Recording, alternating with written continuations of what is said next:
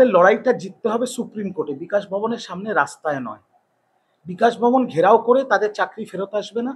মমতা বন্দ্যোপাধ্যায় তাদের চাকরি ফেরত তার তার সামনে আন্দোলন করলেও দিতে পারবেন না, নরেন্দ্র মোদীও দিতে পারবেন না। যুদ্ধটা জিততে হবে সুপ্রিম কোর্টে। আমি দলের মুখপাত্র এবং দলের অত্যন্ত নিচুতলার কর্মী। কুণালদা অনেক উঁচুতলার কর্মী, আর আমার ঘাড়ে ব্যথা আছে, আমি এত উঁচুতে না তাকাতে পারি না। শিক্ষকরা রাস্তায়, এই দৃশ্য বাংলায় এই গর্ব বাড়ায় না কমায়? অত্যন্ত দুর্ভাগ্যজনক, অত্যন্ত মর্মান্তিক ব্যাপার। কিন্তু এর মধ্যে দু তিনটে প্রশ্ন আছে আমার। প্রথম প্রশ্ন হচ্ছে, একটা দুর্নীতি হয়েছিল, সেটা তো রাগ ডাক করে কথা বলার কোনো জায়গা নেই। বিজেপির সাংসদ, প্রাক্তন বিচারপতি সিবিআই তদন্তের নির্দেশ দিয়েছিল। মামলা বিকাশ আর মামলা বিকাশের চাকর বাকররা এই কেসটা করেছিল। তারপর সিবিআই তদন্ত করলো, দীর্ঘদিন ধরে তদন্ত চলল। প্রাক্তন শিক্ষামন্ত্রী জেলে, এসএসসির অনেক বড় বড় কর্তারা জেলে। কিন্তু আমি একটা জিনিস বুঝতে পারলাম না, অভয়াকাণ্ডেও সিবিআই ফাঁসির সাজা বিচারপতির হাত থেকে কেড়ে আনতে পারলো না, আর এখানে এত তদন্ত করার পর যোগ্য অযোগ্যটাও ভাগ করতে পারলো না। আর তারপরে সুপ্রিম কোর্টের রায় অনুযায়ী 26,000 শিক্ষকদের চাকরি চলে গেল। দুর্ভাগ্যজনক। কিন্তু যেদিন চাকরি গেছে সেই দিন থেকে বাংলার মুখ্যমন্ত্রী মমতা বন্দ্যোপাধ্যায় বলেছে যে সুপ্রিম কোর্টে তাবড় তাবড় আইনজীবী, অভিষেক মানু সিংভি থেকে শুরু করে কপিল সিব্বল, আমরা রিভিউ পিটিশন করব। শিক্ষামন্ত্রী, এসএসসি, তার সাথে বারংবার সম্পর্ক রেখে একটা সুরাহ বার করার চেষ্টা হচ্ছে। এই জায়গায় আমাদের লড়াইটা জিততে হবে সুপ্রিম কোর্টে, বিকাশ ভবনের সামনে রাস্তায় নয়। বিকাশ ভবন ঘেরাও করে তাদের চাকরি ফেরত আসবে না। মমতা বন্দ্যোপাধ্যায় তাদের চাকরি ফেরত তার সামনে আন্দোলন করলেও দিতে পারবেন না, নরেন্দ্র মোদীও দিতে পারবেন না। যুদ্ধটা জিততে হবে সুপ্রিম কোর্টে, কারণ এটা পুরোটাই আইনি ব্যাপার। আর সেই লড়াইটা সরকার লড়ছে শিক্ষকদের পক্ষে। কিন্তু এই চাকরিহারা শিক্ষকদের একাংশকেও বুঝতে হবে যে আপনাদের আন্দোলন আপনাদের গণতান্ত্রিক অধিকার। আপনাদের পাশে মুখ্যমন্ত্রী আছে, সরকার আছে, প্রশাসন আছে, শাসক দলও আছে, 100% আছে। কিন্তু আপনাদের আন্দোলনের মাঝখানে যদি মঞ্চ করে বিরোধী দলের নেতারা, যারা আপনাদের কোনোভাবে কোনো সুরাহ করতে পারবে না, কোনো সহযোগিতা করতে পারবে না, তাদের আপনারা যদি স্পেস দেন, আপনাদের আন্দোলন যদি হিংস্র উগ্র হয়ে একটা সরকারি প্রতিষ্ঠানের দরজা ভাঙেন, তারপরে সরকারি প্রতিষ্ঠানে যেখানে 80টা দপ্তর আছে সেটা দখল করতে যান, 500-550 জন কর্মীকে বন্দি বানাতে যান, নৈরাজ্য তৈরি করতে যান, তাহলে সেটাও তো শিক্ষক সুলভ আচরণ নয়। এত বড় দুর্নীতি হলো, তো দুর্নীতি মমতা ব্যানার্জি পাশে থাকছেন বা ভরসা রাখতে বলছেন, তিনি তো জানতেন, তিনি তো সর্বময় একজন শাসক দলের না। আজকে মামলা বিকাশ মামলাটা না করলে দুর্নীতি হয়েছে দুর্নীতি। সেখানে যারা আজকে রাস্তায় বসে আছে তারা তো চাকরিতে ছিলেন, কিছু অযোগ্য ঢুকেছিল, কিন্তু যারা রাস্তায় বসে আছে তারা তখন তো চাকরি করছিলেন স্মুথলি।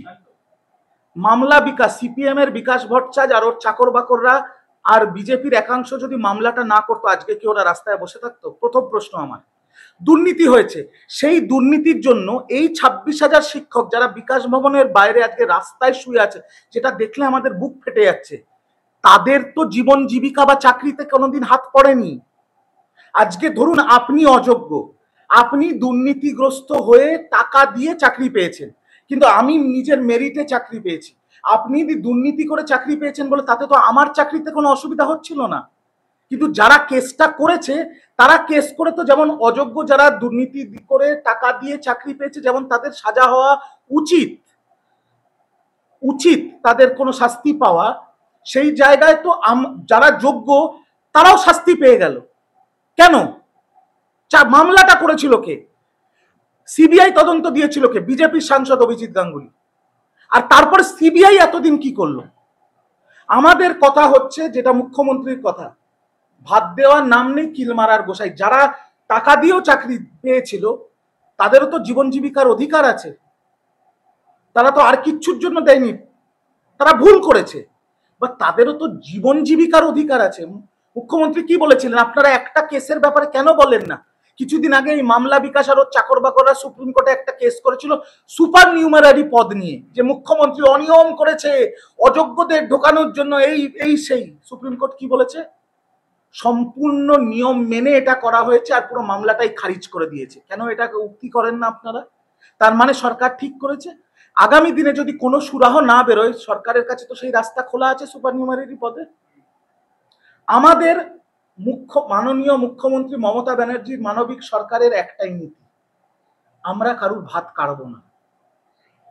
যদি কোর্ট বাছাই করে দেয় কে যোগ্য অযোগ্য, যোগ্যরা তাদের সম্মান, তাদের প্রাপ্য চাকরি, তাদের ন্যায্য সম্মান নিয়ে তারা তাদের চাকরিতে ফিরে যাবে। যারা অযোগ্য আছে, যারা দুর্নীতির মধ্যে সামিল হয়ে টাকা দিয়ে চাকরি পেয়েছে, তাদেরও তো জীবন জীবিকার অধিকার আছে, সেটা মুখ্যমন্ত্রী মানবিকভাবে দেখে নেবে। আমার প্রশ্ন হচ্ছে, যারা রাজনীতি করতে গিয়ে মানুষের পেটের ভাত কেড়ে নিচ্ছে, এদের তো নরকেও স্থান হবে না।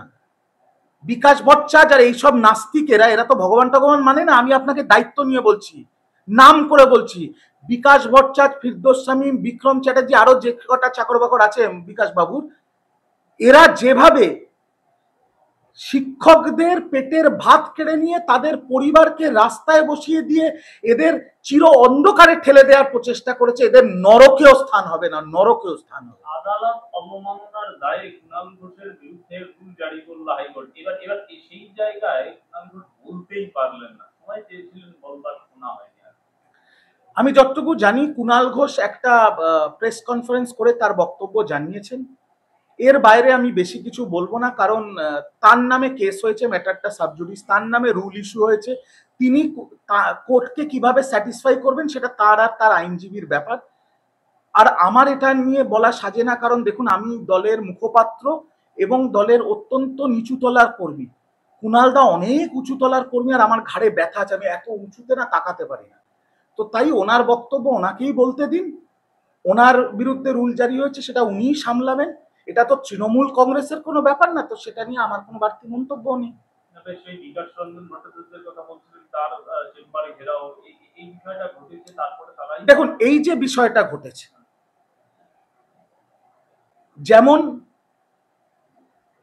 একাংশের শিক্ষকরা বাকিদের উস্কানি দিয়ে বিকাশ ভবনের গেট ভাঙা, বন্দি করে রাখা যেমন আইনগতভাবে অপরাধ, আর যেটা ঠিক হয়নি, আপনার কোনো রায় ঠিক নাই লাগতে পারে।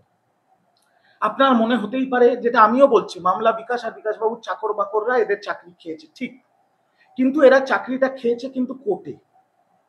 আপনাকে লড়াই করতে হবে কোর্টে। তাদের চেম্বার ঘেরাও করে, এটাকেও আমি সম্পূর্ণ সমর্থন করি না। আইন কেউ হাতে তুলে নিতে পারে না। আন্দোলন করার অধিকার সবার আছে, নিজের আবেগের বহিঃপ্রকাশ করার অধিকার সবার আছে, কিন্তু আইন হাতে কেউ তুলে নিতে পারে না। আমি ঘৃণা করি বিকাশ রঞ্জন ভট্টাচার্য এবং ওর চাকর বাকরদের। ওরা বাংলার শিক্ষকদের বিরুদ্ধে যে চক্রান্ত নোংরামিটা করেছে, কিন্তু তা বলে একাংশ গিয়ে বিকাশ রঞ্জন ভট্টাচার্য আর ওর এইসব চাকর বাকরদের চেম্বার ঘেরাও করে ওদের মারতে যাবে, এটাকেও আমি সমর্থন করি না। আইন কেউ হাতে তুলে নিতে পারে না। ডিএ প্রসঙ্গে একেবারে মমতা ব্যানার্জি বলেছিলেন সরকারি চাকরিজীবীদের এক এক সময় যে কেউ করবেন না, কিন্তু আজকে তো সেই দিয়ে দিতে বাধ্য, প্রায় 25%, 50% দিতে বলেছিলেন, সেখানে 25% রাজ্যের প্রমোট ভেঙে যাওয়ার কথা বললেন আইনজীবী। এইবার মুখ্যমন্ত্রী তারপরে বললেন যে একেবারে আমি যা করি আইনত করি, আদালতের যে নির্দেশ সেটাই মেনে চলবো। ঘটনা হচ্ছে যে এখন দেরি হলো কেন, এবং সেই দিয়ে জন্য আবার উকিল দাঁড় করাতে হলো কেন? দিয়ে তো আগেই দিয়ে দিতে পারত। দেখুন, এখনো শীর্ষ আদালত পরিষ্কার করে এই কথাটা বলেনি যে ডিএ মৌলিক অধিকার না অধিকার নয়, এটা এখনো কিন্তু স্পষ্ট হয়নি। এবার বাংলার সাথে অন্য রাজ্যগুলোর একটা বিস্তার ফারাক আছে। সেই ফারাকটা হচ্ছে, বাংলার যে সমাজ সেবামূলক প্রকল্পগুলো চলে, সেটা কন্যাশ্রী হোক, লক্ষ্মীর ভান্ডার হোক, সবুজ সাথী সাইকেল হোক, জল ধরো জল ভরো প্রকল্প, এরকম প্রায় 70টি প্রকল্প আছে। সেই প্রকল্পে বাংলার কোষাগার থেকে একটা বিরাট টাকা খরচা হয়। ডিএ প্রতি বছর আপনারা হয়তো দেখেছেন, দুর্গাপুজোর আগে আর জানুয়ারির প্রথম দিকে দিদিমণি 4%, 6% করে ডিএ এমনি বাড়ান দিদিমণি। এরকম না যে বাংলার মুখ্যমন্ত্রী ডিএ বাড়ান না, কিন্তু ডিএ যদি সেন্টারের সাথে ম্যাচ করতে হয়, যেটা নিয়ে পুরো কেস, তাহলে এই সমাজসেবামূলক প্রকল্পগুলোকে, যেখানে সাধারণ মানুষ উপকৃত হয়, সেগুলোকে বন্ধ করে দিতে হবে। কারণ সরকারের কোষাগারে তো একটা সীমা আছে। একটা জিনিস মনে রাখতে হবে, যে ডিএ কারা পায়? ডিএ পায় সরকারি কর্মচারীরা। বাংলার 10 কোটি মানুষ কিন্তু সরকারি চাকরি করে না। ডিএতে ডিএ, এই যে 25% ডিএ, যেটা সুপ্রিম কোর্টের নির্দেশ, যেটা সরকার মানতেই হবে, তাতে উপকৃত হবে কজন? সরকারি কর্মচারী যতজন আছেন, 15-20 লাখ। কিন্তু কন্যাশ্রী আর লক্ষ্মীর ভান্ডারে কত মানুষ উপকৃত হয়? দল মত ধর্ম বর্ণ নির্বিশেষে কয়েক কোটি মানুষ। এটা বুঝতে হবে। বিজেপি শাসিত রাজ্যে এইসব কোনো বালাই নেই, মানুষের কোনো সমাজ সেবামূলক কোনো প্রকল্পের ব্যাপারই নেই, তাই ওরা এইসব নাটক করে। আরেকটা জিনিসের মধ্যে অত্যন্ত গুরুত্বপূর্ণ, যেটা আপনাকে মনে রাখতে হবে, যেটা নিয়ে বারংবার স্বয়ং মুখ্যমন্ত্রী আন্দোলন করেছেন, অভিষেক বন্দ্যোপাধ্যায় আন্দোলন করেছেন, সেটা হচ্ছে 100 দিনের কাজের টাকা, মনরেগা, আবাসের টাকা, আবাস প্লাসের টাকা, এনআরএইচএম এর টাকা, ইত্যাদি ইত্যাদি ত্রাণের টাকা, ঝড়ঝাপটার টাকা, যেগুলো কেন্দ্রে দেওয়ার কথা, যেটা বাংলার হকের টাকা, বাংলার বকেয়া টাকা, সেটাই আজকের দিনে প্রায় 1,78,000 কোটি টাকা কেন্দ্র সরকার বাংলার মেরে দিয়ে বসে আছে। এরা শ্বেতপত্রও প্রকাশ করছে না, ঠিক জবাবও দিচ্ছে না, গা জোয়ারি করে টাকাটা আটকে রেখে দিয়েছে। আজকে যদি কেন্দ্র সরকার বাংলা ভোটে জিততে পারছে না বলে বিজেপি, বাংলা দখল করতে পারছে না বলে বিজেপি এই দ্বিমাতৃসুলভ আচরণটা করছে, আজকে যদি বিজেপির শাসিত কেন্দ্র সরকার যদি 1,78,000 কোটি টাকা বাংলাকে দিয়ে দেয়, তাহলে তো বাংলার এত কষ্ট হবে না। আজকে যেমন এটা ঠিক, আপনি যদি বলেন যে দিয়ে দিতে হবে সরকারি কর্মচারী, তাদেরও জীবন জীবিকা আছে, সরকারি কর্মচারী কিন্তু একটা মাইনে পায়, একটা মাস গেলে মাইনে পায়, সেই মাইনের ভিত্তিতে তাদের বাচ্চাদের পড়াশুনো, গাড়ির ইএমআই, বাড়ির ইএমআই ইত্যাদি ইত্যাদি চলে। কিন্তু আপনাকে এটাও মাথায় রাখতে হবে, সরকারি কর্মচারী বাদে এই বাংলায় কয়েক কোটি মানুষ আছে যারা দিন আনে দিন খায়। ভারত সরকার বছরে 80 কোটি মানুষকে রেশন দেয়, দেয় তো? কেন দেয়? তার মানে তাদের কোনো জীবিকার জায়গা নেই। ভারতবর্ষের 80 কোটি মানুষ, 150 কোটির মধ্যে 80 কোটি মানে প্রায় 50% মানুষ গরিব সীমার নিচে, যাদের রেশন দিয়ে কেন্দ্র সরকার সাপোর্ট করে। ঠিক একইভাবে বাংলা তো এরকম প্রচুর মানুষ আছে যারা দিন আনে দিন খায়, যাদের বাড়িতে কন্যাশ্রীর টাকা, লক্ষ্মীর ভান্ডারের টাকা, বাড়ির মেয়ের বিয়ের রূপশ্রীর টাকা, এইগুলো একটা বিরাট ম্যাটার করে। নাকি শুধু সরকারি কর্মচারীদের দেখার জন্য কি বাকি 4-5 কোটি মানুষকে মেরে ফেলতে হবে? সামঞ্জস্যটা সরকারকে বজায় রাখতে হয়, সিদ্ধান্ত মুখ্যমন্ত্রীকে নিতে হয়। মুখ্যমন্ত্রী মানবিক আমাদের, মুখ্যমন্ত্রী জনদরদি, মুখ্যমন্ত্রী বঙ্গজননী, উনি যা সিদ্ধান্ত নেবেন বাংলার স্বার্থে, বাংলার মানুষের স্বার্থেই নেবেন, তাতে কেউ বঞ্চিত হবে না।